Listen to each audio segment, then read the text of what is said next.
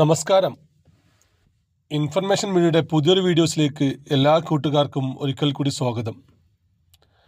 Government സൗജന്യ ആരോഗ്യ insurance കാർഡുമായി ബന്ധപ്പെട്ട വളരെ സുപ്രധാനമുള്ള അറിയിപ്പുമായിട്ടാണ് ഇൻഫർമേഷൻ വീഡിയോസ് വന്നിട്ടുള്ളത്. ഓരോ വ്യക്തികൾക്കും വർഷത്തിൽ 5 ലക്ഷം രൂപയുടെ പരീക്ഷ ലഭിക്കുന്ന RSBY കാർഡിനെ കുറിച്ചാണ് നോക്കാൻ പോകുന്നത്. എങ്ങനെയാണ് ഈ കാർഡ് പുതിയത് എടുക്കുക, ഇപ്പോഴുള്ള കാർഡ് പുതുക്കണോ, 2026 എന്തെല്ലാം അപ്ഡേഷനാണ് ഈ കാർഡിൽ വരുന്നത് എന്നതിനെക്കുറിച്ചുമെല്ലാം വളരെ വിശദമായി നോക്കുന്നതിന് മുമ്പായി തന്നെ ഇൻഫർമേഷൻ മീഡിയയുടെ വീഡിയോസ് നിങ്ങൾ ആദ്യമായിട്ടാണ് കാണുന്നതെങ്കിൽ ചാനൽ സബ്സ്ക്രൈബ് ചെയ്യാൻ മറക്കരുത്. നമ്മുടെ ചാനൽ ഒരു തരത്തിലുള്ള മതപരമായ കാര്യങ്ങളോ രാഷ്ട്രീയപരമായ കാര്യങ്ങളോ വരുന്നതല്ല. ഗവൺമെൻറ്റിൽ നിന്ന് ലഭിക്കുന്ന സേവനങ്ങൾ, ആനുകൂല്യങ്ങൾ, അറിയിപ്പുകൾ എന്നിവയെക്കുറിച്ച് മാത്രമായിരിക്കും വീഡിയോസുകൾ വരുന്നത്. ശ്രദ്ധിക്കുക, ഗവൺമെൻറ് സേവനങ്ങളും അറിയിപ്പുകളും എപ്പോൾ വേണമെങ്കിലും പുതിയ മാറ്റങ്ങൾ വരാം.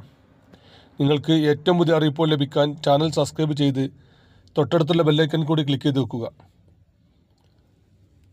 നമുക്കറിയാം, ഈ കാർഡ് തുടക്ക സമയത്ത് നമ്മുടെ കയ്യിൽ ലഭിച്ചിരുന്നത് ഇപ്പോൾ സ്ക്രീനിൽ കാണുന്ന രൂപത്തിൽ ചിപ്പുള്ള ATM കാർഡ് രൂപത്തിലുള്ള ഒരു കാർഡായിരുന്നു. പക്ഷേ അന്ന് ആ കാർഡിൽ ഒട്ടുമിക്ക ഹോസ്പിറ്റലും ഇല്ലായിരുന്നു. ചില ഗവൺമെൻറ് ഹോസ്പിറ്റലിൽ മാത്രമായിരുന്നു അന്ന് ആ കാർഡിൽ ഉണ്ടായിരുന്നത്. അതുകൊണ്ട് തന്നെ പിന്നീട് അങ്ങോട്ട് ഈ കാർഡിൻ്റെ ആനുകൂല്യങ്ങൾ ലഭിക്കുന്നതിന് തടസ്സമുണ്ടായിരുന്നു. അതുകൊണ്ട് തന്നെ വർഷാവർഷം ഈ ഒരു കാർഡ് പുതുക്കാൻ പല ആളുകളും വിമുഖത കാട്ടിക്കൊണ്ട് തന്നെ 2016-15 കാലഘട്ടങ്ങളിൽ വരെ ഈ കാർഡ് പുതുക്കാൻ പല ആളുകൾക്കും മടിയായിരുന്നു. അതിനുശേഷമാണ് നമ്മുടെ നാട്ടിലുള്ള തൊട്ടടുത്തുള്ള ഹോസ്പിറ്റലുകളിലെല്ലാം, ഗവൺമെൻറ് പ്രൈവറ്റ് ഹോസ്പിറ്റലുകളിലെല്ലാം ഈ ഒരു കാർഡിൻ്റെ ആനുകൂല്യം ലഭിക്കാൻ തുടങ്ങിയത്. അതിനുശേഷം മാത്രമാണ് ആളുകൾക്ക് ഈ കാർഡിൻ്റെ ആനുകൂല്യങ്ങളെ പറ്റി ബോധമുണ്ടായതും ഈ കാർഡ് എടുക്കാൻ ശ്രമിച്ചതും.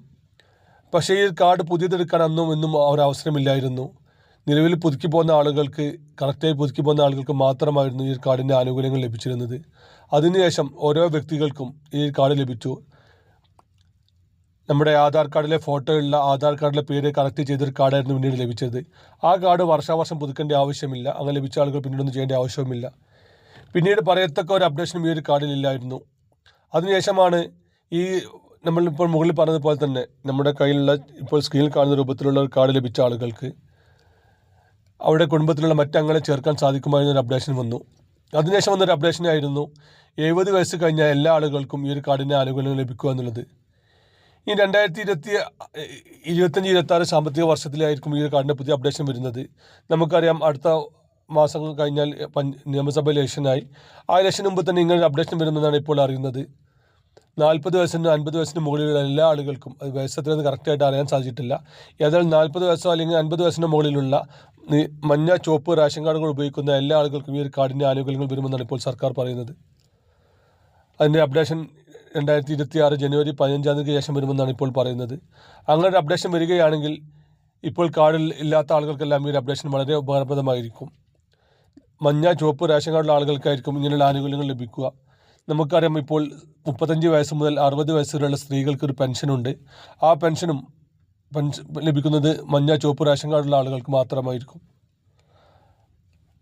നിങ്ങൾക്കിപ്പോൾ അർഹത ഉണ്ടായിട്ട് നിങ്ങൾ വെള്ള നീല റേഷൻ കാർഡ് ഉപയോഗിക്കുന്ന ആളുകളാണെങ്കിൽ ചുവപ്പിലേക്ക് മാറാൻ അവസരമുണ്ട്.